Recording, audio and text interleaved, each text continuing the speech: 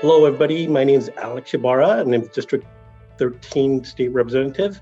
And as many of you already know, we've just finished our last session date, which was April the 25th. It was a Sunday, and we worked most of the day to get that finished. So I'm happy to be home again.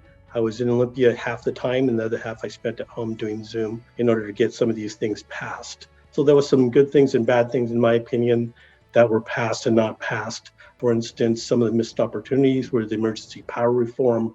There's some things that I didn't like very much, which are tax increases.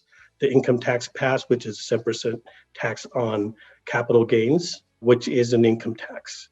Also, there's a new $100 surcharge on recorded documents. Doesn't seem like a lot of money, but it's going to amount to $500 million worth of new taxes that we will have to pay. There was also a cap and tax scheme that came through, which is basically a cap and trade program, which tries to remove greenhouse gas emissions from the air. In my opinion, it won't remove those emissions very much. It will a little bit, but not much, not for the cost.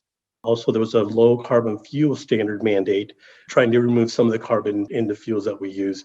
But what that means is more dollars at the pump. There was also, again, we talked about a 7% capital gains tax.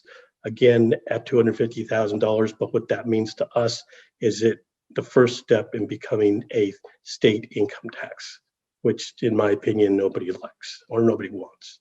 Gun rights were a little bit more stricken down by some of the legislation that came through, and we want to make sure that doesn't happen. But on a good note, we did have some good wins, some good things that happened.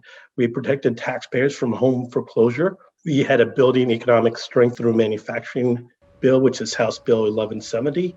We're encouraging utility mitigation of urban heat islands effects. We're elevating road maintenance and preservation and transportation planning and establishing law enforcement professional development outreach grant programs to support our police officers. Also, there was some tax relief as well. There was a working families tax credit, the B&O tax exemptions to amount they received as pandemic financial assistance.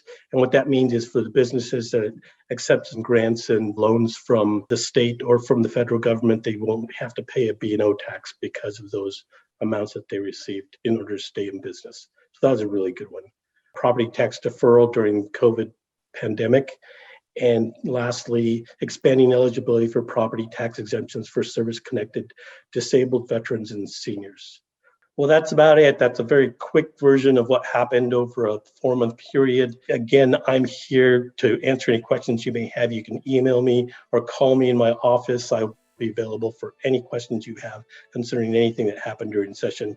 And if you have any ideas for the future sessions next January, I'd love to hear them, and maybe we can make a new law, a new bill that comes out of some ideas you may have.